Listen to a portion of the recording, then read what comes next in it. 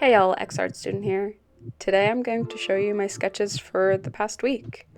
So it's days 28 to 33, and I actually start off each sketch with my tiny sketchbook, and then I transfer it to my big sketchbook. That's where I do my final version.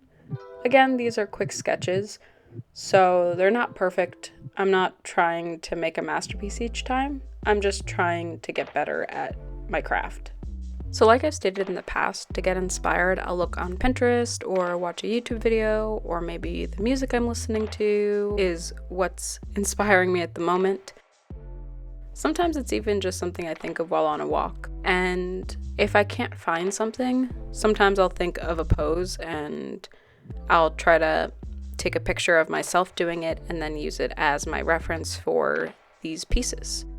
And my hand is actually the reference here. Obviously, I elongated, made the angles more pointy, and then the sun is very natural and this magical thing floating.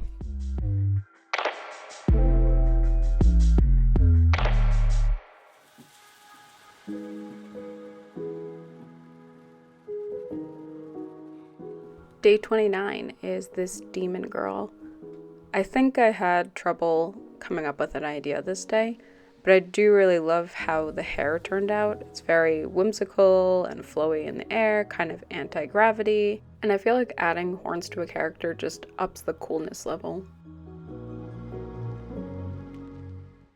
I think my favorite part, besides getting my concept down in a drawing, is usually adding the little details like face markings or maybe some accessory or like horns or something. I think that's what makes the character more unique, at least to me.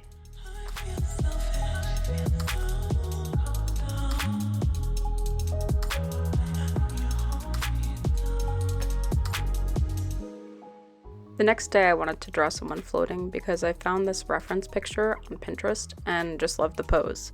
I feel like I never really draw people that are upside down or floating in water, and I thought, what better way to show that than someone who's kind of flying? So I made this Luna Moth girl.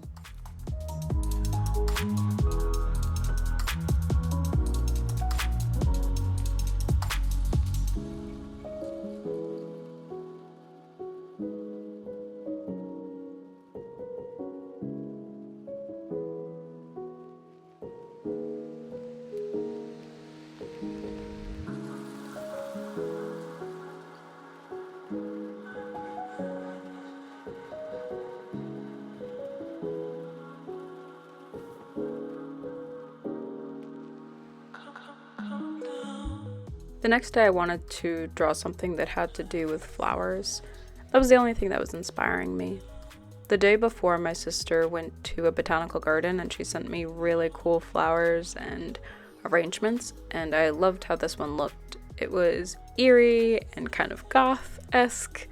I thought it would be really, alarming in a way to have it as your eyes. It almost reminded me of the Coraline buttons for eyes. But I don't know, I think it's an interesting shape and kind of looks like she's a little possessed or something, or mystical.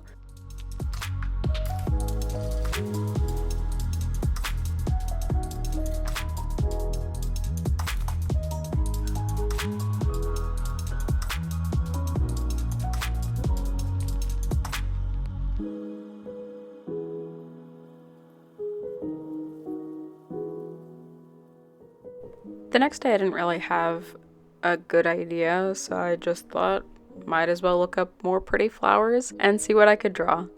I decided to put an orchid that I found on Google in front of the person's mouth, maybe replacing the mouth. It kind of reminds me of like a bug or something, like a mantis or something.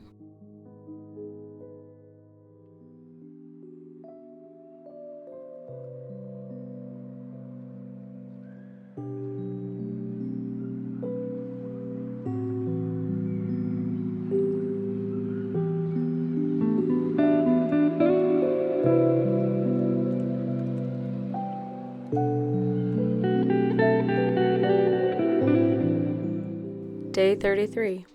I was inspired to do all these different faces based on a drawing that I saw from a book that I borrowed from the library.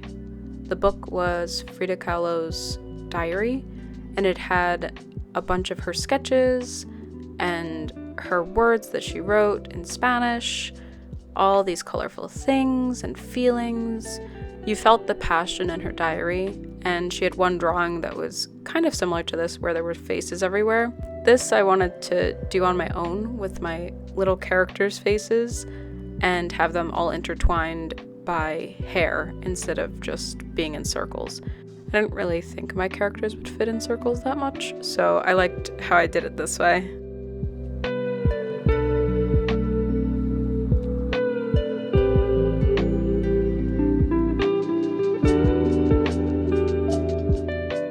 And that wraps up this week. Here are a few sketches from my tiny sketchbook before they get to the final.